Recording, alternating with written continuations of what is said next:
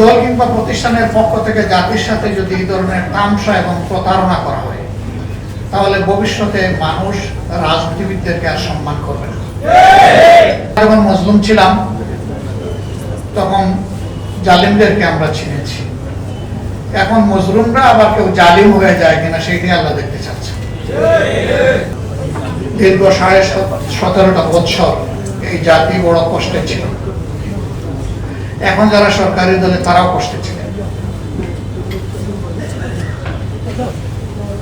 অসংখ্য লোক খুন হয়েছেন, গুম হয়েছেন, আয়নাগরের সঙ্গী হয়েছেন, পঙ্গু হয়েছেন, আহত হয়েছেন,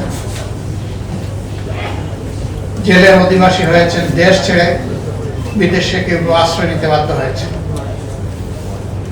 শেষ পর্যন্ত 34শে জুলাইয়ের পরিবর্তনের পর আল্লাহ তাআলা আমাদেরকে একটা সুযোগ দিয়েছেন। জাতির নতুন করে আল্লাহ তাআলা পরীক্ষা নিচ্ছেন। আমরা যখন মজলুম ছিলাম তখন জালিমদেরকে আমরা চিনেছি। এখন মজলুমরা আবার কেউ জালিম হয়ে যায় কিনা সেইটাই আল্লাহ দেখতে চাচ্ছে।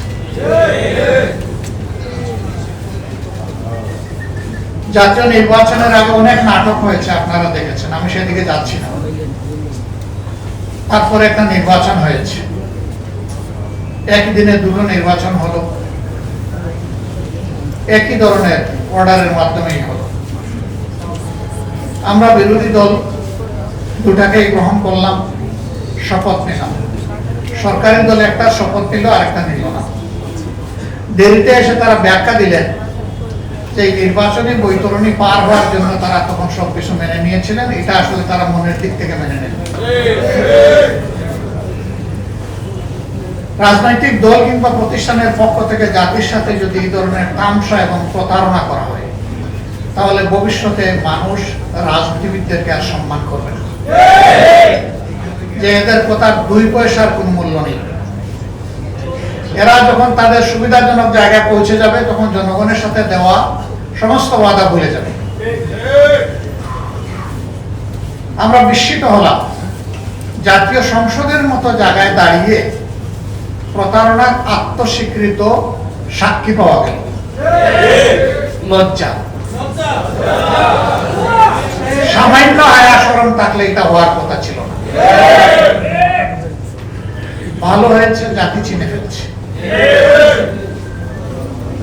এখন আর অন্য কোনো ব্যাখ্যা দেওয়ার সুযোগ নেই। ওখানে যা বলা হয় কার্যক্রমীতে তা লেখা হয়ে যায়, ইতিহাসের অংশ হয়ে যায়, যদি এটা এক্সপান্স না হয়ে থাকে।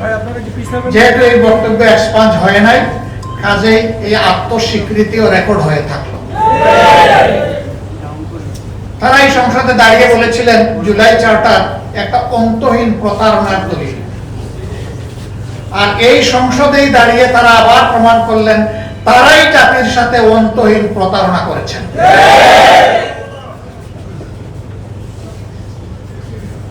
তারা বলেন